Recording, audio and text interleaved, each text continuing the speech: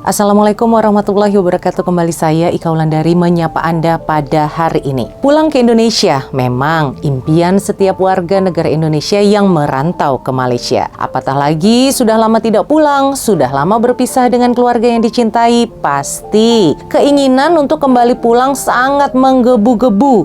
Bahkan sampai rela melakukan berbagai cara untuk keluar dari Malaysia. Seperti berita yang baru saja saya baca ini, beritanya berasal dari website utusan.com.my yang berjudul Bot tersangkut di beting pasir, 40 pati Indonesia ditahan. Niatnya pulang lewat belakang, malah berakhir ditangkap dan masuk lokap. Kalau ada yang tanya, Kak, beting pasir itu apa? Jadi beting pasir ini adalah sebuah gundukan pasir yang berada di tengah-tengah laut. Nah, beting pasir ini akan terlihat dan muncul kalau air lautnya itu sudah surut. Kalau misalnya airnya pasang, ya tidak terlihat. Ya seperti pulau kecil, tapi itu kecil banget ukurannya. Nah, jadi beberapa hari yang lalu, tepatnya tanggal 10 Agustus 2023, sebuah bot yang membawa sebanyak saudara-saudara kita itu ada 40 orang, pendatang asing tanpa izin atau biasa disebut pati. Bot yang mengangkut mereka nyangkut di atas beting pasir itu. Tujuan bot ini mau menyusup keluar dari Malaysia, namun gagal. Ya karena nyangkut tadi itu, botnya nggak bisa jalan lagi. Dan karena nyangkut di atas pasir, mereka akhirnya ditahan oleh pihak berkuasa. Posisi mereka ditemukan pada 1.0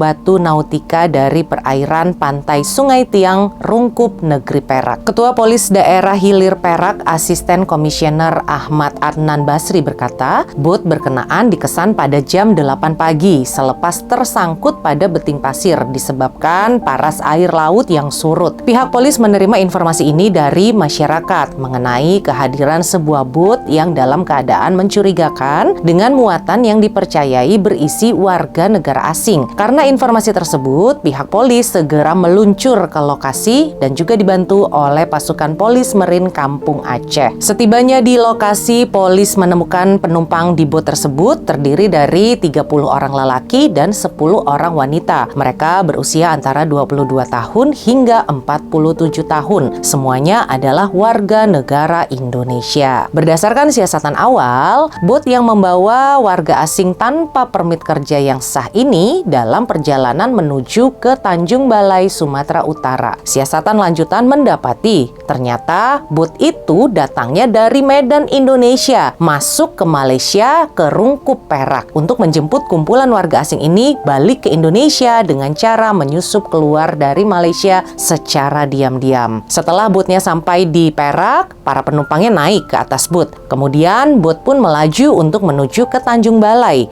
Namun belum ada setengah jalan, bot yang dinaiki mereka ini mengalami kerusakan serta tidak sengaja tersangkut pada sebuah beting pasir semasa air surut sekitar jam 7 pagi. Kemudian jam 8 pagi, masyarakat sekitar ada yang melihat, dilaporkanlah ke polis. Kemudian ke-40 orang warga negara Indonesia yang tertangkap ini serta barang bawaan mereka telah dibawa kembali ke markas operasi PPM Kampung Aceh untuk tindakan lebih lanjut dan proses secara hukum. Begitu juga dengan pemandu botnya telah diamankan pihak polis. Semua yang ditangkap akan didakwa dengan pasal berlapis, yaitu Section 26A Akta Anti Pemberdagangan Orang dan Anti Penyelundupan Migran dan Section 6 Akta Immigration 1958-63. Ini benar-benar ya kasihan banget. Tapi mau gimana lagi? Perbuatan yang dilakukan mereka jelas salah. Dan tentunya setiap orang yang bersalah pasti akan berhadapan dengan hukum. Mereka pulang lewat belakang ini bukannya gratis loh. Bayar. Mahal lagi bayarannya. Dan kalau sudah tertangkap seperti ini,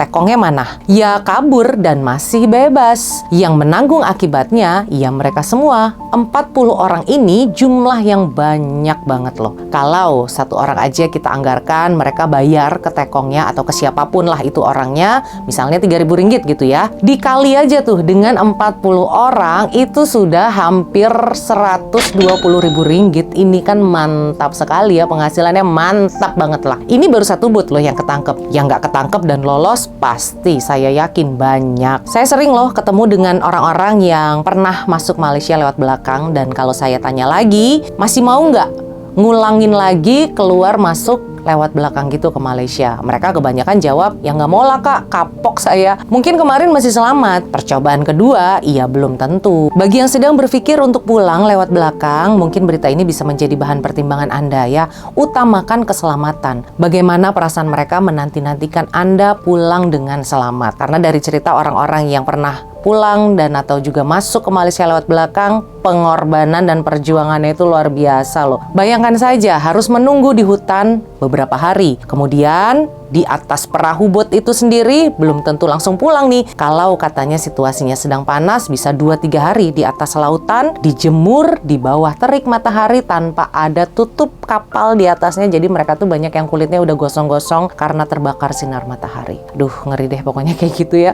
Pikir-pikiran lagi lah buat yang mau pulang lewat belakang ya. Oke, baik, sekian informasi ini saya Ika Wulandari undur diri. Wassalamualaikum warahmatullahi wabarakatuh.